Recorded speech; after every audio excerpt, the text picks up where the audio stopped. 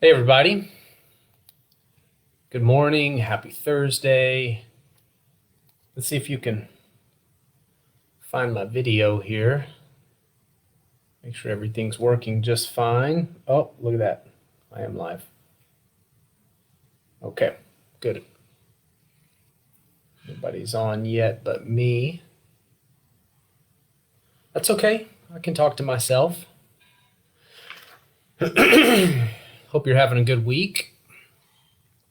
I just got back from a couple days away. I was in Fredericksburg. Interesting place. Hey, Aurelia. Good morning, Mary. It was been a refreshing few days for me. Like I said, I spent a few days away. What's up, George? In Fredericksburg. I each morning would go out for a jog. Always a risky thing in I've found in an old downtown area because fascinatingly, I tend to encounter skunks in the early morning when I'm jogging in these historic towns, and so it's always risky. You never know what you're going to come across. So I tried to stay away from jogging in the downtown area, and I found myself jogging through the historic cemeteries of Fredericksburg, which was actually really cool. But then I found myself a little bit afraid of rattlesnakes. But I didn't come across any rattlesnakes, thank goodness. I did come across some interesting graves. There's a whole section for children. Why am I telling you this? I don't know why I'm telling you. I'm going to stop it. I'm going to stop it right now. But we had a good time, and it's good to be back right now. So looks like we got a few people on this morning. I'm going to get going, and maybe more people will jump on here in a minute. But I wanted to talk about, as I put in the description up there, engaging racism, transformative learning theory, and moral injury. Really nerdy stuff here for a second, but just hear me out. I wanted to talk about this because as more and more of us are maybe having some difficult, challenging conversations with family and friends, it can be real easy to just be like, man, that person's just an a-hole. What's their problem? Why can't they just see the world as it is and change? Well, there's some really helpful theories out there to help us navigate that. Let me just stick to my notes here so I don't ramble on too long. So the question before us is, how do adults learn? How do adults learn? See, we are not wired as adults to relearn the entire world, and that's a good thing, right? As we become adults, kind of our paradigms and our meaning schemes become pretty tightly woven, so that not a whole lot of new perspectives and new information makes it through our paradigms, and that keeps us from having to relearn, right, that the stove is hot. Keeps us from relearning that we should stay away from rattlesnakes.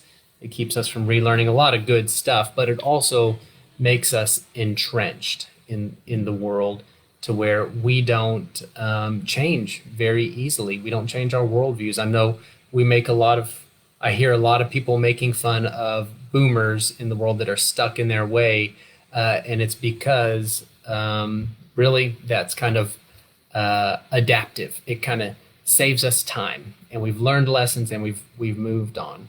Hey, Sierra. And I've noticed in my own life that I often get angry at people for not responding to the obvious problems in our society, like, for example, racism and white supremacy. And I find myself thinking, why don't they just change? It's so obvious. They must be evil. They must be bad. They must be inherently, something's wrong with them. Why won't they change? They must be hate-filled. There's no way they could be a Christian if they believe X, Y, and Z, or they deny X, Y, and Z. You ever have these experiences? I know actually some of you have been having them on social media lately and for a while. So it was helpful for me a couple years ago to come across transformative learning theory, which is a theory for how adults learn. This is not a pedagogy or a knowledge of how kids learn, it's an andragogy. It's a knowledge of how adults learn. And the theory says that adults learn when they encounter something that doesn't fit into their worldview. The theory says that something has to come along that doesn't fit into their current paradigms. And this is called, the term is a disorienting dilemma. A disorienting dilemma. It's disorienting because it's an experience or a bit of knowledge or a relationship that doesn't fit into how we see the world. It's a dilemma because it brings us to this fork in the road where we wonder, what the heck do I do with this new bit of information, this new experience, this new relationship that I have? Do I toss it out and go, that's an anomaly, that's a one-off? Or do I actually have to look at this thing and engage it and then do the difficult work of changing how I see the world? Now, a disorienting dilemma doesn't necessarily lead to change. When we watch a documentary about racism or patriarchy, or we have a friend that comes out as gay, and this messes up how we see the world, it doesn't necessarily mean that we're going to change. It just means we now have the opportunity to change. We can reject it, and we often do. In fact, the theory says that's the more common thing to do, is you just reject it as an anomaly, or we can rationalize it away, or we can just simply say, it's too difficult for me to change, so I'm not going to. It's too difficult, it's too costly for me to think about white supremacy or racism, or think about how, my theology maybe harms women, or my theology harms the LGBTQ community. That's just too hard for me to do. I'm just going to toss out this one experience or this one relationship. Maybe it stirs up a sense of moral injury for us. I want you to learn this term, moral injury. Moral injury is an injury to one's moral conscience and our values, and it results from an act of moral transgression. And it produces in us this guilt and this shame, and in some cases betrayal and anger and other things, right? So we often talk about soldiers and Marines and airmen and sailors, military members that have experienced moral injury because they did something in combat that went against their deepest values and their deepest sense of who they are in the world. And it's really dangerous because it threatens to tear apart their psyche. It threatens to tear apart this sense of who they actually are in the world. And it can lead to despair. It can lead to suicidal ideation, things like that. So sometimes the disorienting dilemma can lead to this moral injury. Let's bring it back to maybe talking about racism for a second.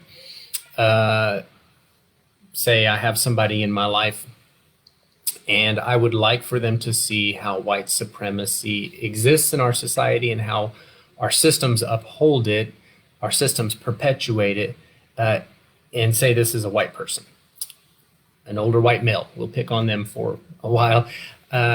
It may stir up too much of a sense of moral injury for them to know that they have benefited from this system. They've made it all the way through life to retirement now, and they have this nice sizable nest egg. And it's not just because they've worked hard. It's not just because of their merits. Perhaps it's because they have unduly benefited from a system that is set up to harm others and benefit them. And this stirs up a sense of moral injury within them, that they have perpetuated and belong to this system that does that. I think collectively as a society, we have a deep, deep moral injury wound from 400 years of racism, of genocide against Native Americans and the indigenous people that were here before us. We have a deep moral injury wound because of our white supremacy, and it's too painful for a lot of our society to actually do the work of addressing this, so we just don't do it. Like, it totally threatens this notion of America embodied in Captain America. Like, we're good, we do good in the world, we're a good people. Well, so we just don't address the moral, the deep moral wound that we have, because it would be so incredibly psychologically painful for us to do that and to think maybe we're not the good that we thought we were in this world. I got off my notes. That is what I wanted to say about that. So moral injury may be one of the reasons why people refuse to talk about and face the racism in our society. It's just too spiritually and psychologically threatening for them. It's too much of a disorienting dilemma, to go back to using the term that transformative learning theory talks about. But if we are willing to do the incredibly difficult work of exploring what a disorienting dilemma might mean for us, then we have the opportunity to learn, grow, and change. Now, I want to pause real quick and say, sure, this applies to talking about racism and white supremacy, but it applies to like anything in your life. Any way in which you're working in an organization and you want to bring about change for that organization, that change is always a disorienting dilemma for the people in that organization.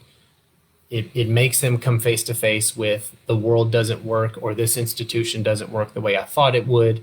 I can either throw out what this person is proposing and throw out this person and say this person's just a rabble rouser, or this person's just causing problems, or I can do the difficult work. So I want to talk about the 10 steps of change that the theory now talks about. How do you bring about change in an institution, in yourself, in others? The first step, it's a disorienting dilemma. Like, people have to be presented with some new information. There's no way around it. They have to be presented with statistics that say like, hey, did you know a black man is 2.5 times as likely to be killed by police than a white man? Like, they have to be presented with this information. Think about your own context, whatever that might be, where you're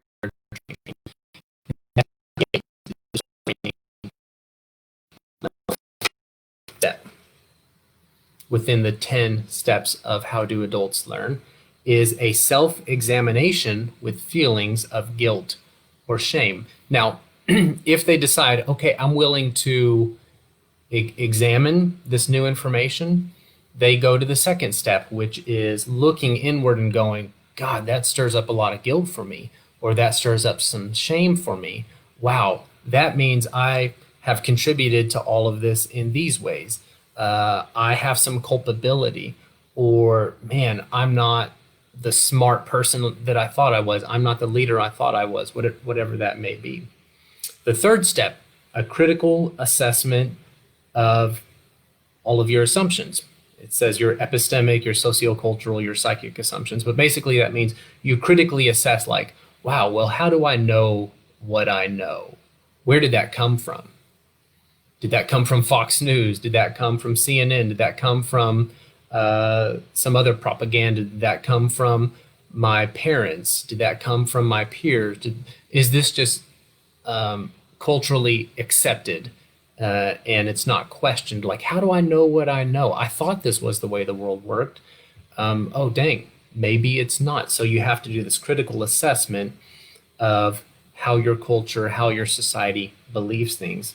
The fourth step then is a recognition that one's discontent and the process of transformation are shared, and that others have negotiated similar change. In other words, the fourth step is you look around and you go, is there anybody else who's doing this difficult work of change? And what has it been like for them?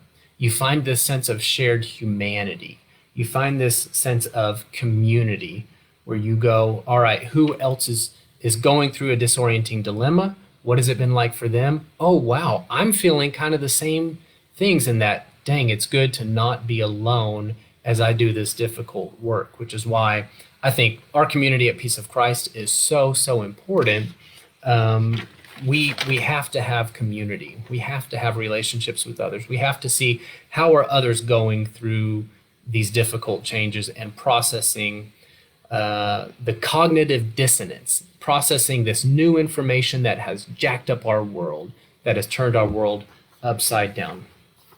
Step number 5, we're only halfway there through change. You see how difficult change is? Stop yelling at all your friends on Facebook. Stop shaming people. Do you see how freaking hard it is to actually change? I've been talking for 15 minutes and and I've only explained half of the process so far. All right, sorry for that rant. Did I say I'm on step 5? Yep, I'm on step 5. That's not even halfway. Step 5, exploration of options for new roles, new relationships, and new options. So you begin to explore, what if I played a different role in this system? What would that look like? What if I did new behaviors in this system? I wonder what that would look like if I were to integrate this new information that I've been learning about, again, white supremacy and racism. If I were to integrate that, what behaviors might that ask of me? How might I then live differently in this world? What other options do I have? For me personally, over the past few days, I've been thinking about how can I move away from white supremacist financial systems? How can I support, say, a black-owned credit union? Can I move my money into a black-owned credit union or black-owned bank? For example, that's one way I'm thinking about how do I disentangle myself from the white supremacist economics that support racism. Step number 6, we're over halfway, we made it. Planning a course of action. Okay, here's what I'm gonna do. Here's how I'm going to live differently. Now, I'm gonna do step 1, step 2, step 3. That's what I was just explaining. All right, I'm gonna look for ways that I can disrupt in my own life the economics of racism. Step number 6, plan a course of action. I should pause and look at some comments. All right, yeah, I'm a hip boomer, tears up your psyche. George talking about incentives. I like it. Okay, good. Keep talking, y'all. This is good stuff. Step number 7, acquire knowledge and skills for implementing your plan. Do your homework and figure out, like, how am I going to implement these new steps into my life to live a different way in this new reality, this new world in which I've learned some new information. Read some books, right? That's why we are constantly offering resources to you. Hey, have you thought about reading this book or this author, whatever it may be? Number 8, provisional trying on of new roles. This right here is one of the hardest steps. When you say, I'm gonna try to live differently within the system. I'm gonna put on my Facebook page, Black Lives Matter, and I'm gonna try to tentatively put out there and live this new role.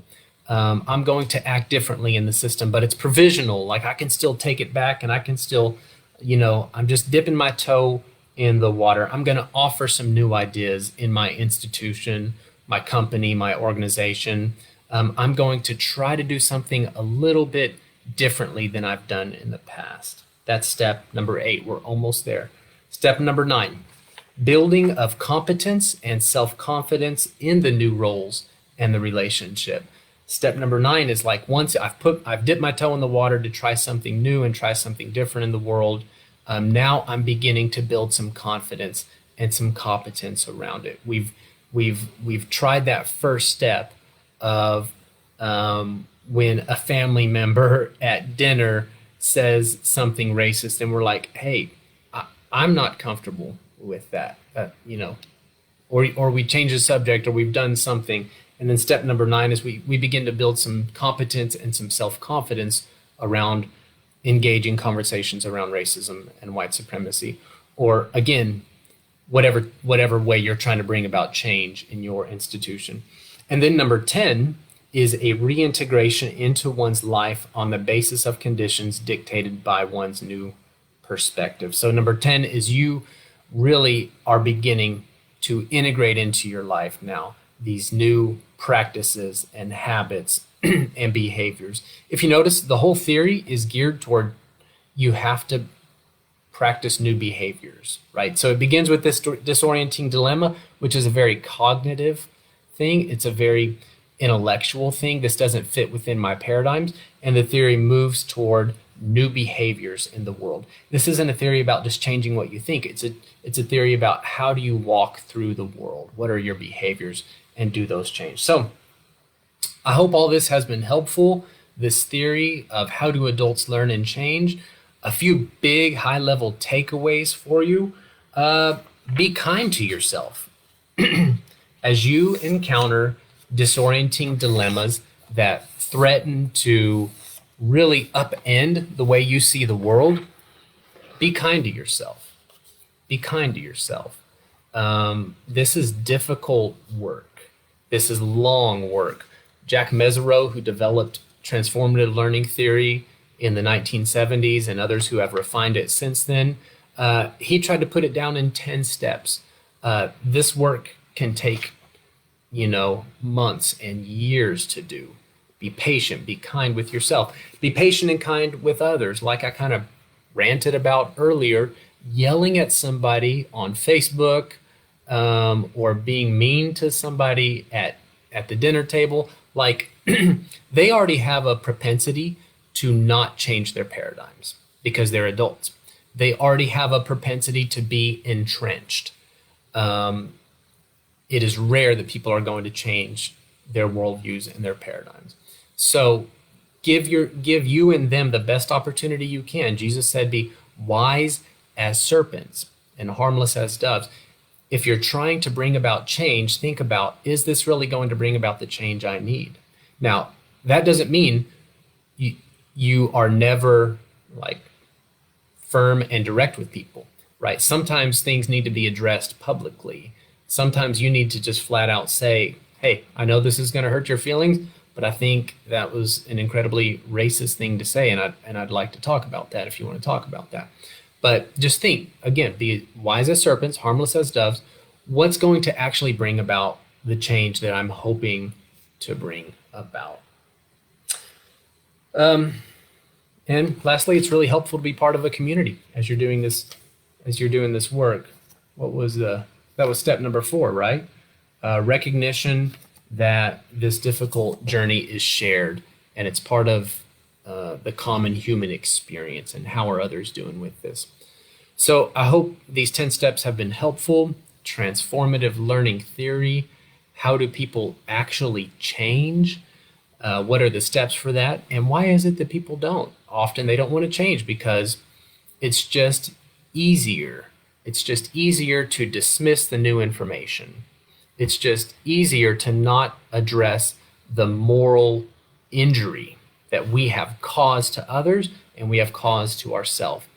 That is so psychologically challenging and painful that we would just rather not do it. We don't do it because it's going to cost us standing. It's going to cost us energy. It's going to cost us time. But then sometimes people do take that difficult journey that the disorienting dilemma offers them, and people change and people grow. It happened to me. Mostly it happened post-seminary, after 2013, when you leave the academy, you leave the school where you learned all this theory about how the world should work, and then you face real life and you see how it does work. And that creates a lot of disorienting dilemmas, some of which I've actually taken the journey to change, and some of which I'm sure are still to come for me.